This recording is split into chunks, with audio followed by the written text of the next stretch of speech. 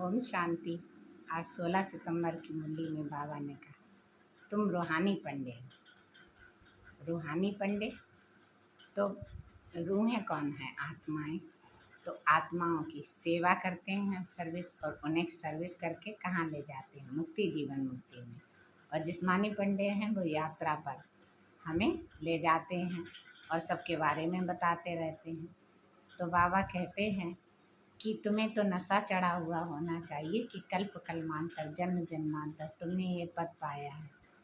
तुम ही तो थे, तो ऐसे अपने आप से खुशी होगी कि हम थे, हम ही बन रहे हैं। इतने पूज्य थे, इतने पतित बने हैं और हमें ही पूज्य बनना है। इस अमर लोक, अमरपुरी, शिवपुरी और विषय नगरी अमरपुरी में हमें जाने के लिए बाबा कितनी बातें बताते हैं।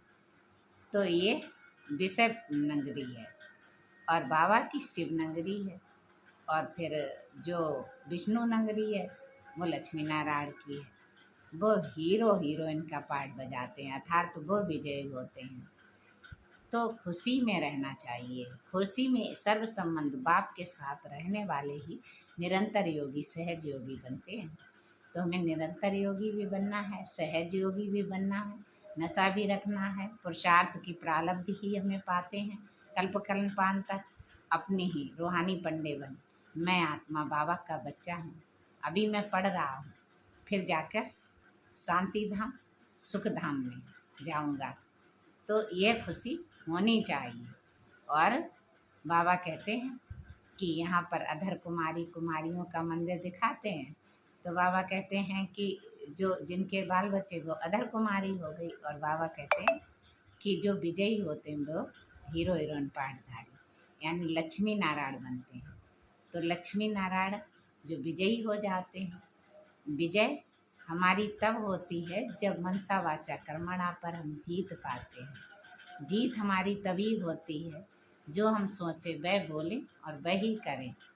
बाबा कहते हैं निरंकारी, निर्विकारी, निराकारी। फिर बाबा ने ये भी कहा है कि देखो दुनिया में हार्ट फेल हो रहे हैं, विनाश तो होना ही है, होगा ज़रूर, इसलिए डरना नहीं, हार्ट फेल नहीं होना। क्योंकि जो कल्प कल्मांतर हुआ, जन्म जन्मांतर यानी खेल है, ड्रामा है। इस खेल को खुशी खुशी, राजी खुशी से देखो।